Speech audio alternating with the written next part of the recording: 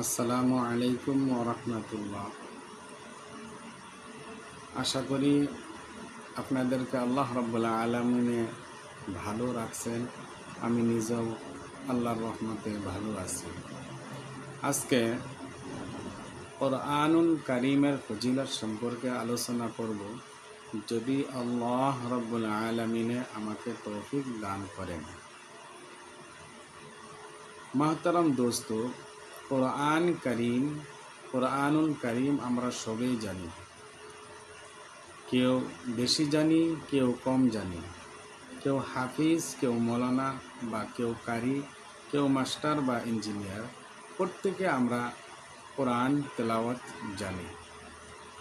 মোহতারম দোস্তর বুজুর্গ, হাদিসে আইসে হযরত আবু হুরায়রা রাদিয়াল্লাহু আনহু বর্ণনা করেন যে রাসূল সাল্লাল্লাহু আলাইহি ওয়াসাল্লাম ইরশাদ করেছেন, যে ব্যক্তি রাত্রে 10 আয়াত তিলাওয়াত করিবে, অর্থাৎ কোরআনুল কারীমের 10 আয়াত তেলাওয়াত করিবে, সে উক্ত রাত্রে আল্লাহ তাআলার ইবাদত হইতে গাফিল লোকদের মধ্য গণ্য হইবে না।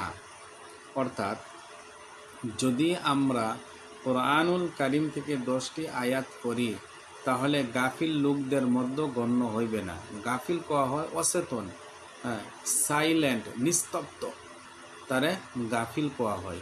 এরকম মানুষ আমরা সুমার হইতাম না। এরকম মানুষ আমরা যদি 10টি আয়াত কোরআনের কারীমের থেকে আমরা তেলাওয়াত করি, তাহলে এরকম আমরা হইতাম না, গাফিল হইতাম না। মহতরম দোস্তর বুজুর্গ, এখন আসল কথা হলো যে 10টি আয়াত আমরা জানি কি না। প্রত্যেকে আমরা 95% মানুষে আমরা 10টি আয়াত জানি। কি হিসাবে? সূরা ফাতিহার মধ্যে বা সূরা ফাতিহা আমরা জানি, কুল আউযু বিরাব্বিন নাস জানি, কুল আউযু বিরাব্বিল ফালাক জানি। অর্থাৎ 10টি সূরা বা 5টি সূরাও আমরা জানি।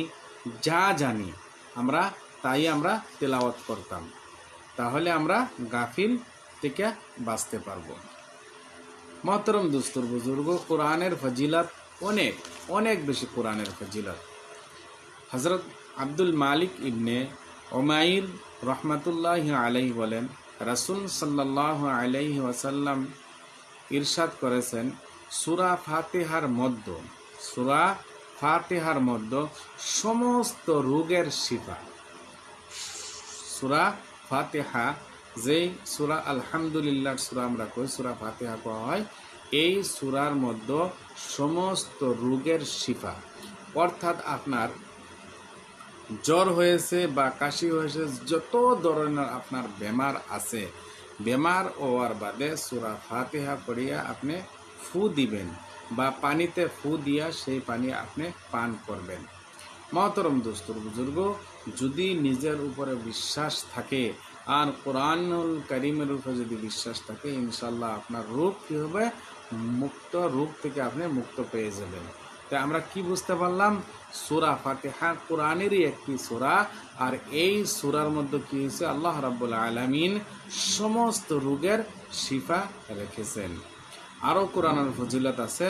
হযরত আবু হুরায়রা রাদিয়াল্লাহু আনহু হতে বর্ণিত আছে যে রাসূল সাল্লাল্লাহু আলাইহি ওয়াসাল্লাম ইরশাদ করিয়াছেন, যখন তোমাদের কেহ সূরা ফাতিহার শেষে আমিন বলে, সূরা ফাতিহার শেষে আমিন একটা শব্দ আছে, এই শব্দটা যদি কেউ বলে, তৎক্ষণাৎ আসমানে ফেরেশতাগণ আমিন বলেন। যখন আমরা সূরা ফাতিহার শেষে আমিন বলি, তখন আসমানের ফেরেশতারা তারা কি বলে? আমিন। আমিন শব্দের মিনিং হয়েছে আল্লাহ তুমি কবুল করো।